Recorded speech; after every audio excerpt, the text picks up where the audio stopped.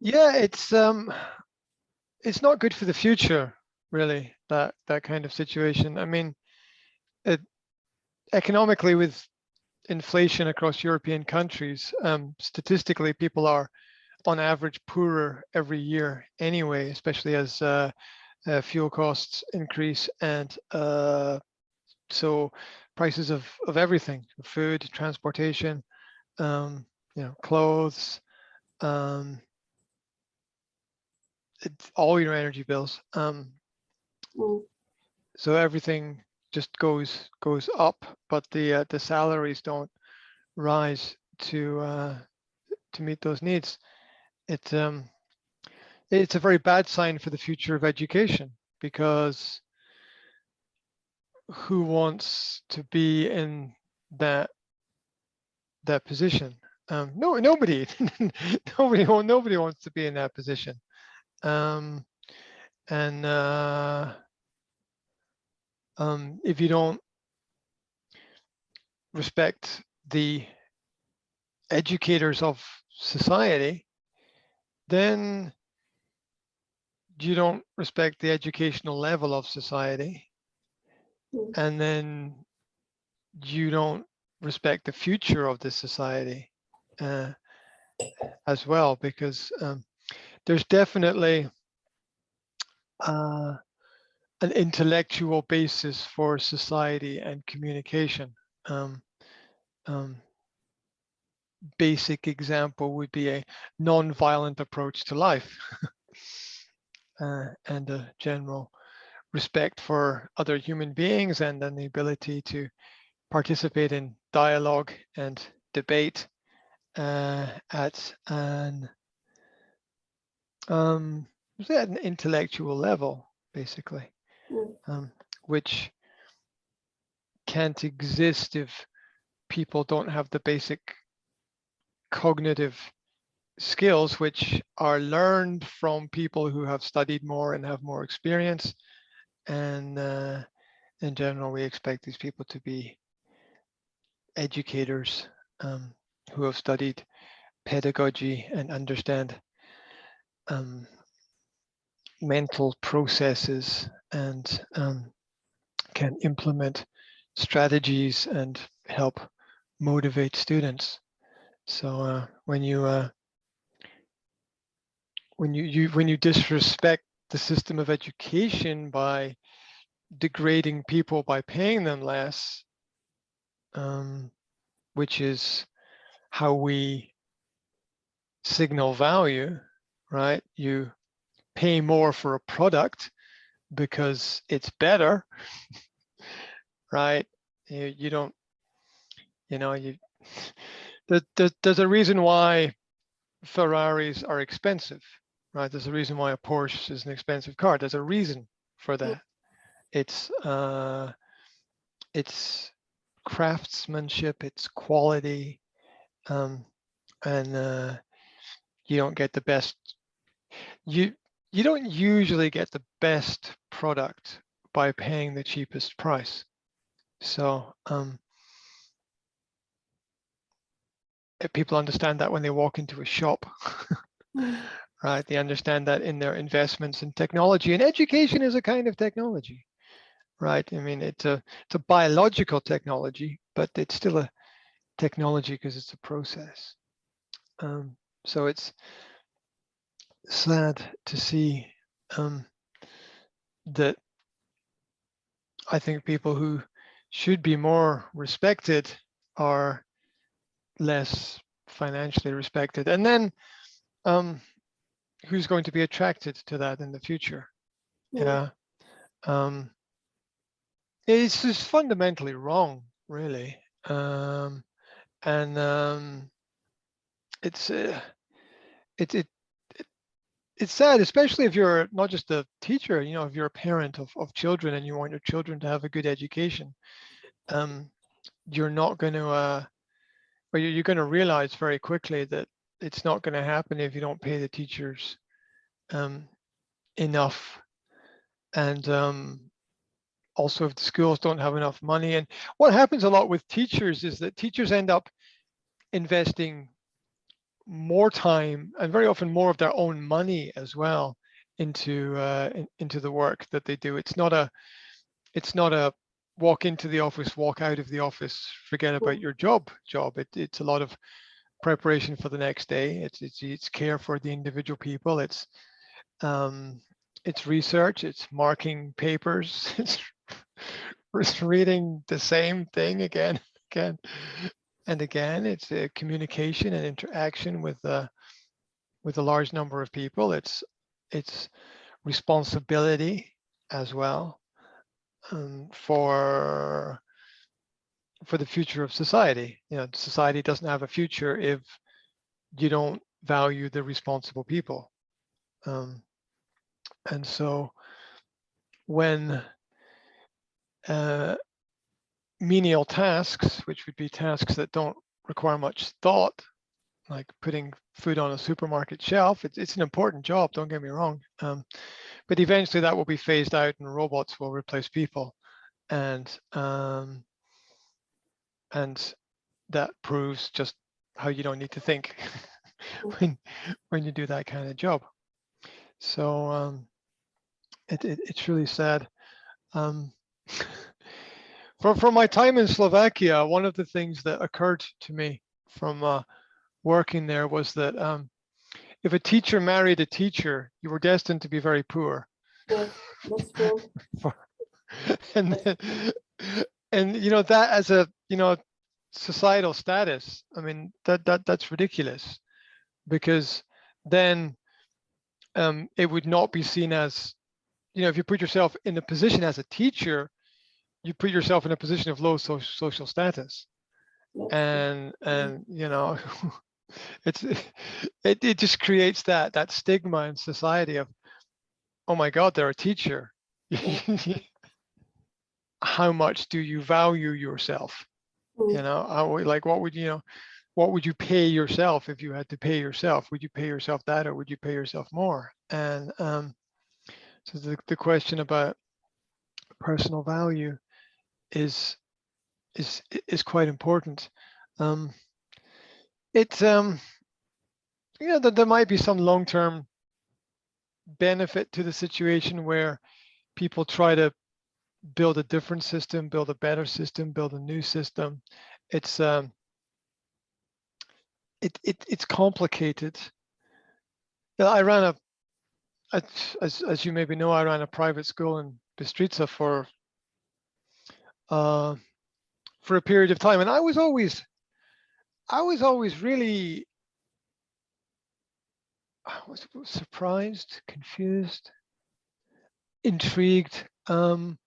I found it interesting that people would pay me for something that they could get for free.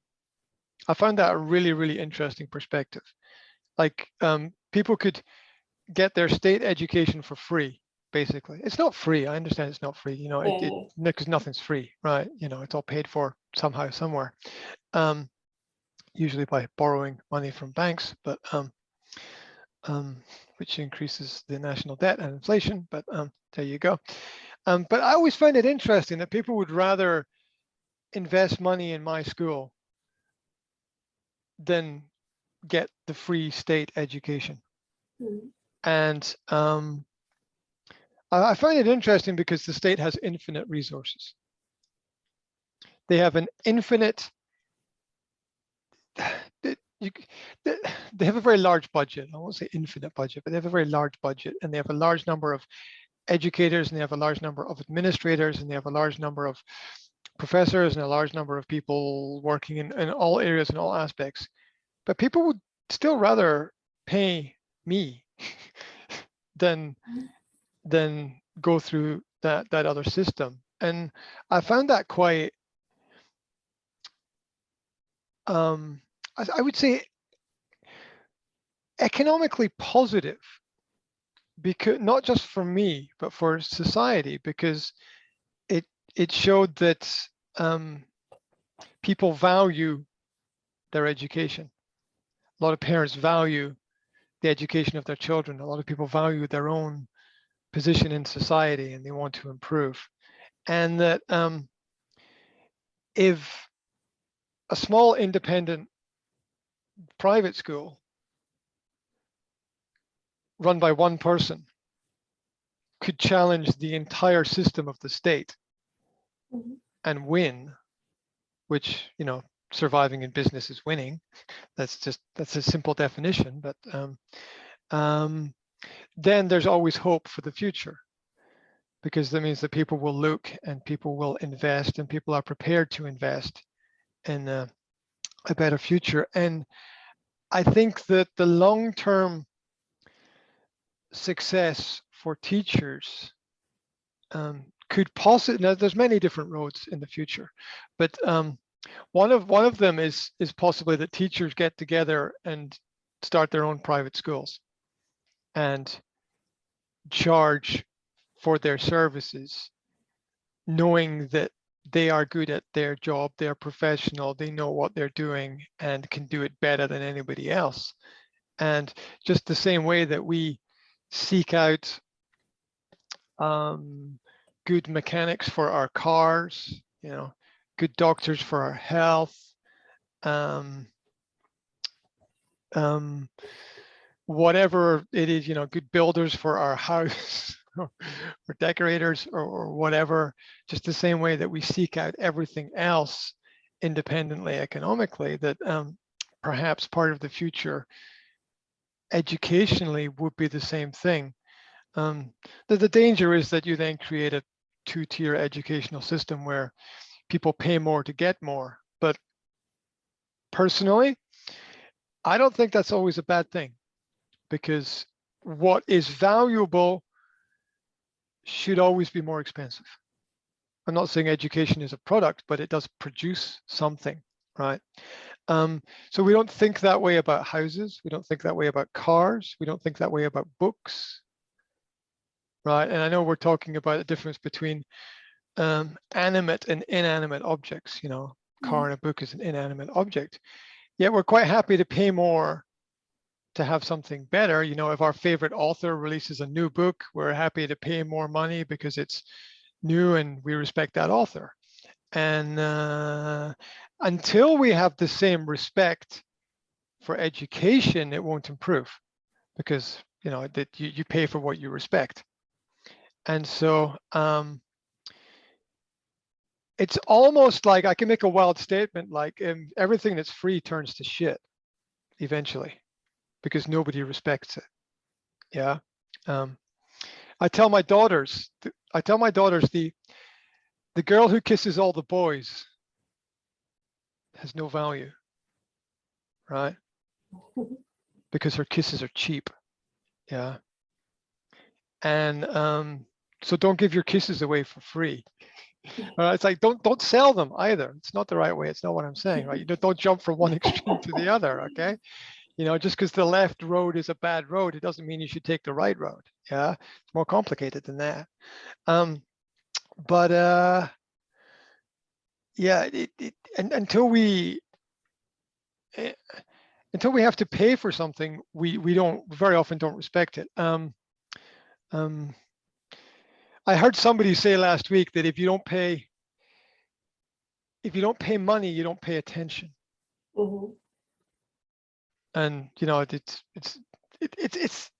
a language analogy, Mhm. but there's truth in that. Why are tickets for some concerts more expensive than other concerts? We don't disrespect that. In fact, we argue the opposite. We argue that it should be more because it's better, because we have a personal investment in it. Yeah. You know, why is a ticket for the opera more, maybe more than a ticket to go and see like a local music group play or something like that, right?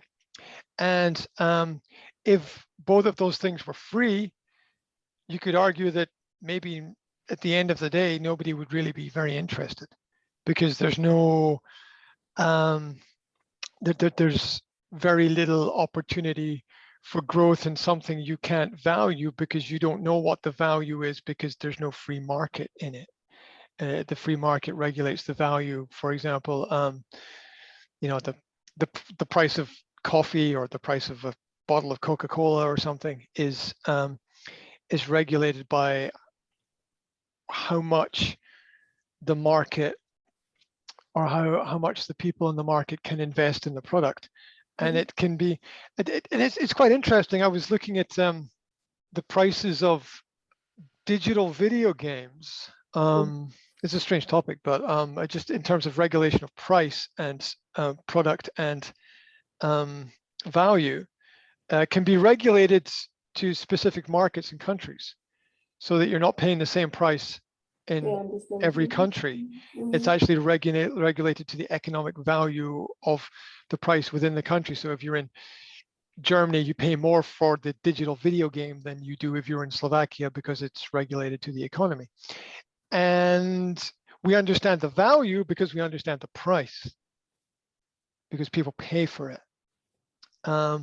So I'm not saying that paying for things makes things better. I'm only saying that paying for things gives us an idea of how much we're able to value things.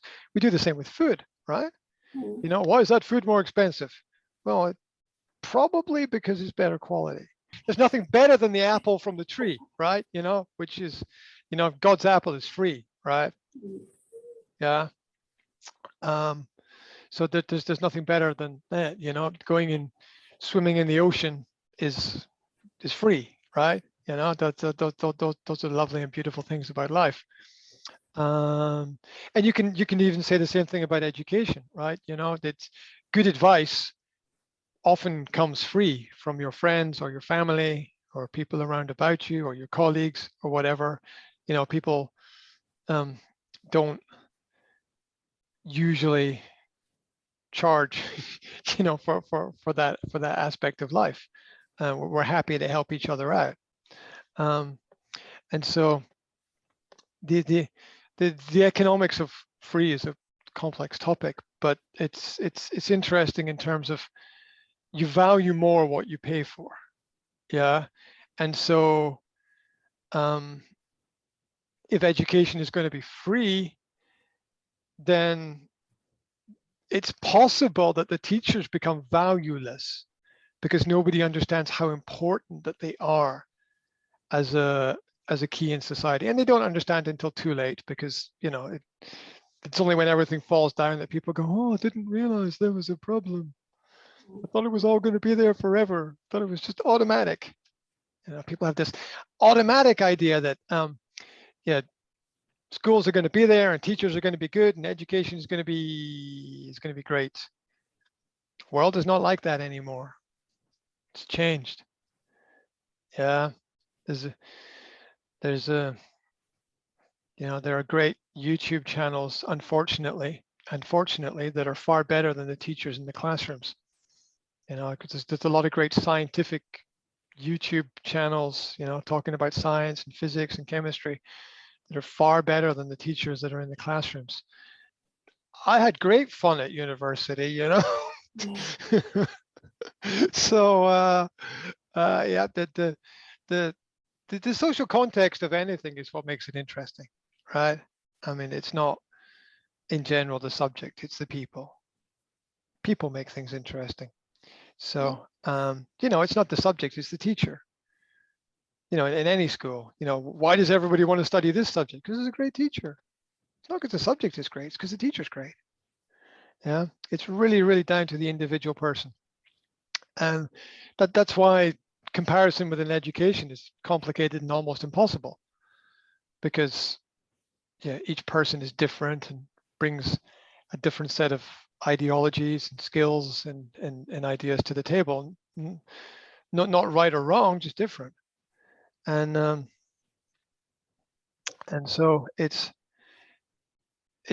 is important to understand the social aspect of school as it is the social aspect of anything. You know, when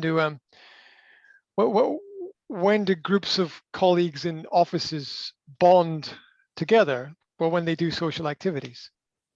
You know, when they go out for a drink after work, or they go out for a meal, or when when companies force them to do those weekend activities where you climb trees, or I don't know what the team building stuff, right? Yeah.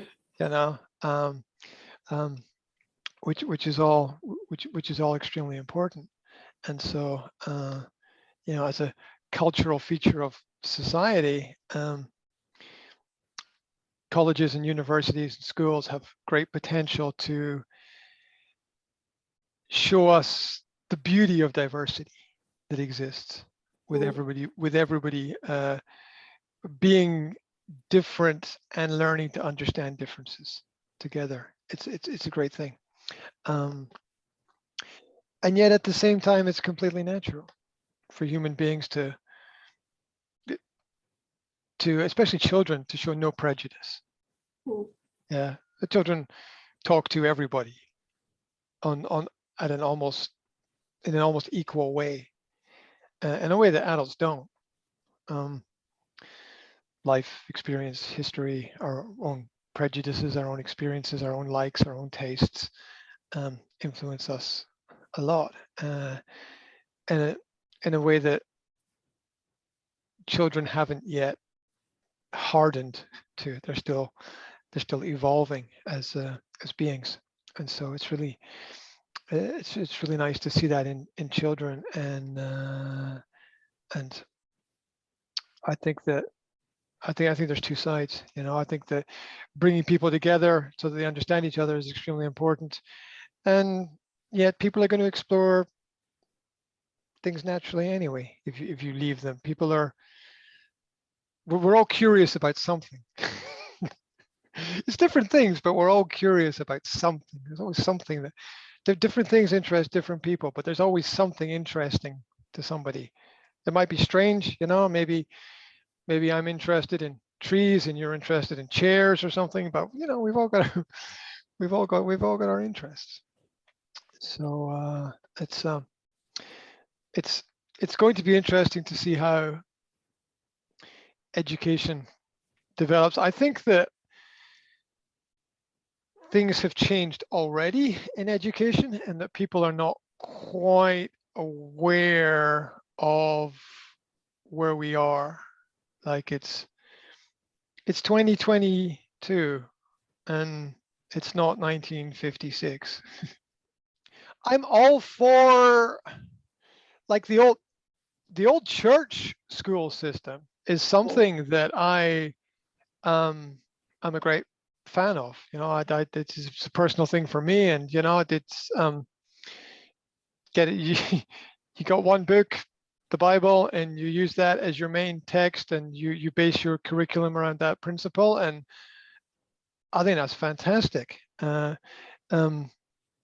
In the same way that the size and diversity and the use of technology in modern educational establishments is also fantastic as well.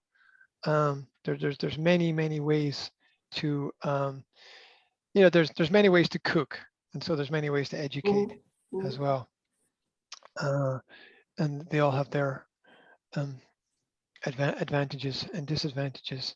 We couldn't, without technology, we couldn't have this conversation, and so it's the contradiction of being apart yet being together.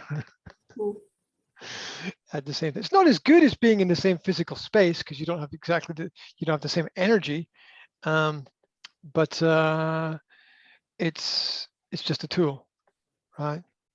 As a piece of paper is a tool, as a pencil is a tool. It's just a tool, like anything. So I hope that things will improve.